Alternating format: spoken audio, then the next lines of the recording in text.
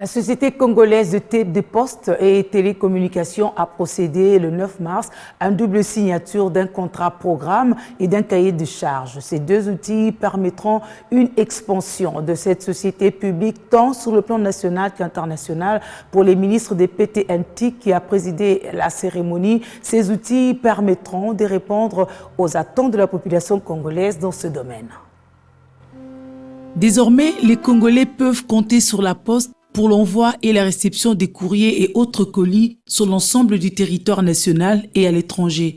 L'État congolais a décidé de doter la Société congolaise de postes et télécommunications d'un certain nombre d'outils et mécanismes législatifs, administratifs et réglementaires qui va concourir à faire jouer à la Poste sa vraie mission. C'est le sens de cette double signature d'un contrat programme et d'un cahier de charges ce jour, outils indispensables qui permettront l'expansion de cette entreprise publique sur le plan national qu'international. Avec la signature du contrat programme et du cahier des charges, nous donnons justement des outils à la Poste pour qu'elle avance. Ça, c'est son droit, mais attention, son devoir, avec le regard que nous avons sur cette Poste, c'est de dire, attention, on t'a donné ce dont tu avais besoin, qu'est-ce que tu en as fait? Mais au-delà de tout, je pense que c'est un jour fondateur qui marque vraiment la consolidation du développement de cette Poste qui est très importante, qu'on a peut-être galvaudée pendant un temps, mais vous devez savoir que partout à travers le monde, la Poste est très importante. Elle est vraiment porteur du développement.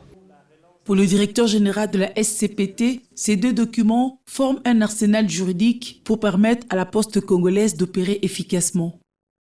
Je pense qu'on a parachevé l'arsenal juridique qui permet à la Poste congolaise d'opérer. Voilà. Il y a deux obligations de part et d'autre. Pour la Poste, nous avons signé aujourd'hui. Nous sommes engagés d'opérer la Poste dans notre pays et au-delà de notre pays, parce que nous sommes connectés au niveau mondial, la Poste. Donc, de travailler de manière à ce que nous apportons une qualité dans le service que nous apportons à nos concitoyens et de se déployer sous l'ensemble du territoire national. Ça, c'est l'engagement que la Poste vient de prendre aujourd'hui. La Poste étant un outil d'intégration, d'inclusion nationale et de développement à la base, les deux documents viennent renforcer son rôle afin de créer un réseau de développement des moyens de télécommunication.